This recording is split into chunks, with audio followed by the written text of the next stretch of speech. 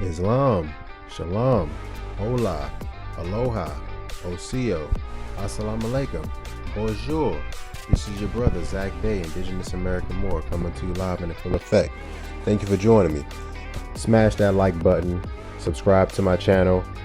If you want to be notified whenever I drop new content, go ahead and hit that notification bell. Please help me reach my goal. I'm trying to gain more subscribers. Just like the video, leave a comment, interact with the content. Thank you, I really do appreciate it. Today, we're jumping into commercial law apply, learn to play the game. Back at it again. This is going to be a part 2. Peace and love to all the Muslims, all the Moors around the world. Everybody who's trying to get some knowledge, gain some understanding.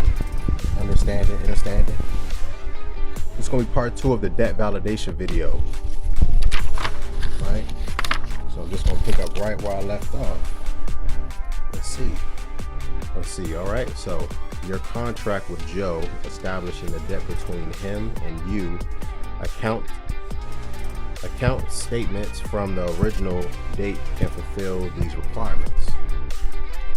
What does Bob get out of the deal? It used to be in most cases that creditors assigned, not sold, its debt to a collection agency, but not anymore. Creditors hire collection companies like Bob to collect debts for them because they simply don't have time or resources to chase down all of their severely overdue accounts. Collection agencies maintain cheap labor and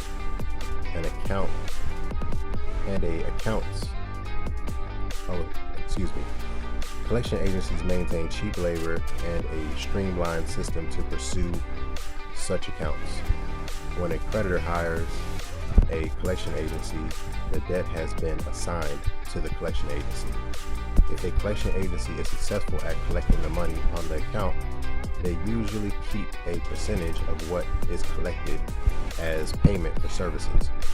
Original creditors sometimes sell debts in large portfolios to collection agencies. This is starting to be the norm, and several of these companies, called junk debt buyers or JDBs, are now being traded on Wall Street. The companies do not spend much money for these debts. Sometimes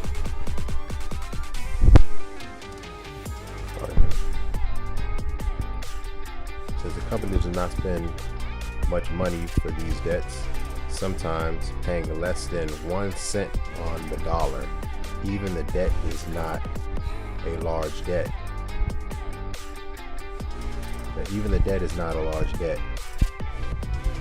They often hire attorneys to send out mass form letters to debtors in the hopes of collecting. As you see, even if they get a small percentage of the debtors to pay, profits can be enormous. Assign a purchase debt. How do you know Bob is the right guy to pay? Why should you care if a debt is purchased or signed? In an assignment, the collection agency does not own the debt, and therefore you do not technically owe them any money.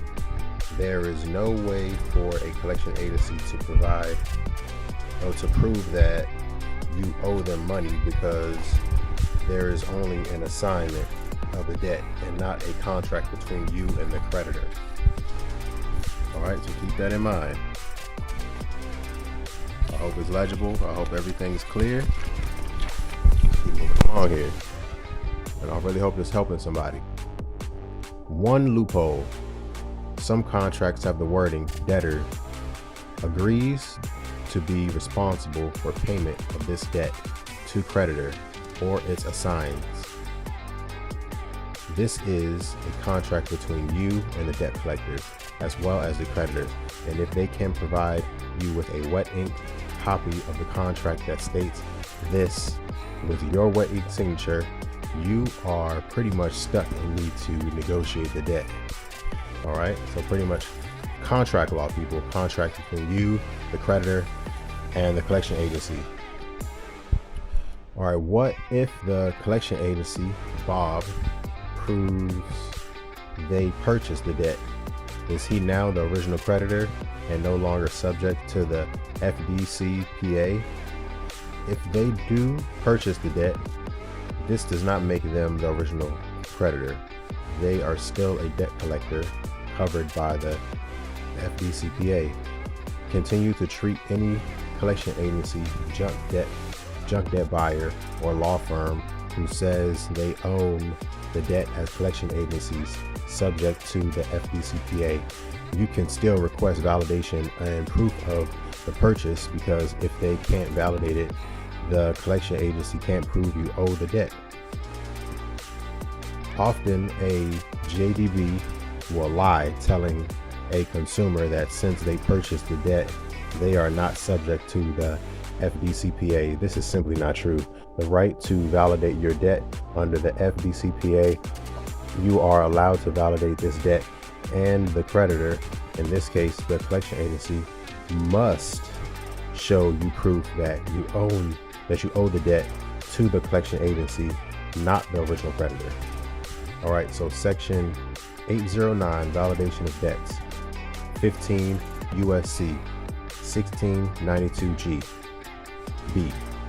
If the consumer notifies the debt collector in writing within the 30-day period described in section A that the debt or any portion thereof is dispute, or that the consumer requests the name and address of the original creditor, the debt collector shall cease collection of the debt or any disputed portions thereof until the debt collector obtains verification of the debt or any copy of judgment, or the name and address of the original creditor and copy of such verification or judgment or name and address or of the original creditor is mailed to the consumer by the debt collector.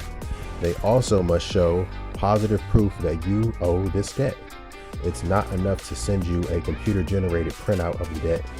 So if a creditor can't validate a debt, they are not allowed to collect the debt. They are not allowed to contact you about the debt, and they are not allowed to report it under the Fair Credit Reporting Act.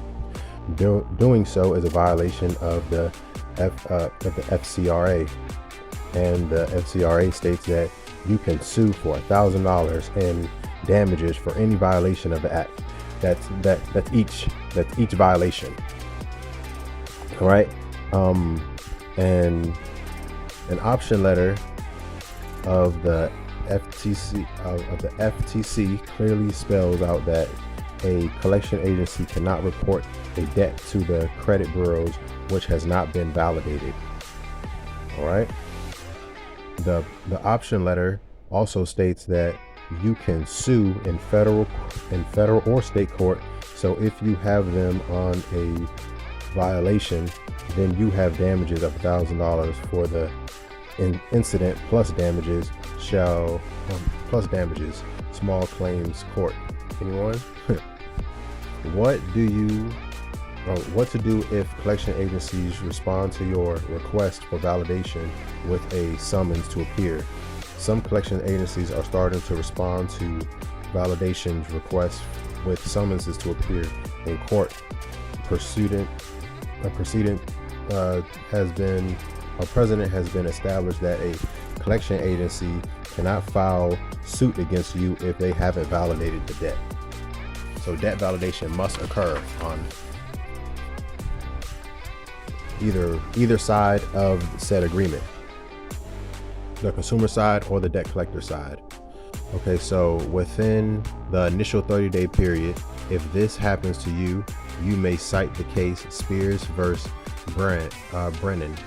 The appeals court determined plaintiff Brennan, collection agency attorney, violated 15 USC subsection 1692GB when he obtained a default judgment against defendant Spears after Spears had notified Brennan in writing that the debt was being disputed before Brennan had mailed verification of the debt to Spears.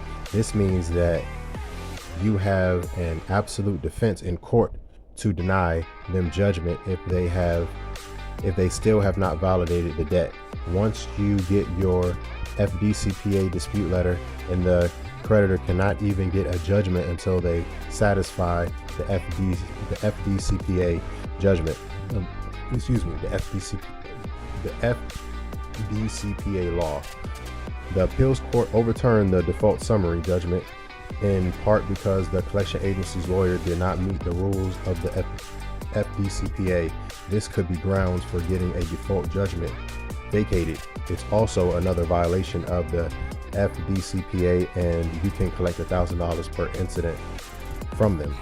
All right, so it's very important that we as consumers learn these laws and we utilize these laws and hold them to task for these penalties. And once again, that's for debt validation.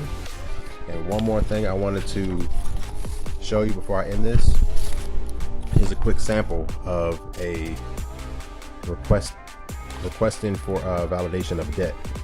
All right, so hopefully you can get this. Try to get the whole thing for you. This first page, page 13, learn to play the game, commercial law. All right, go ahead, take a screenshot of that one, fam. And let me get the back page for you. There's the back page. All right, this is just a sample. You can edit it, tweak it, do how you like. And proverb: the wicked man does deceptive work, but to him who sows righteousness will be a sure reward. Proverbs 11:18. That's all I wanted to jump into today, Moors. Peace and love. Thank you for joining me. It's your brother Tarik Bey. I'm out.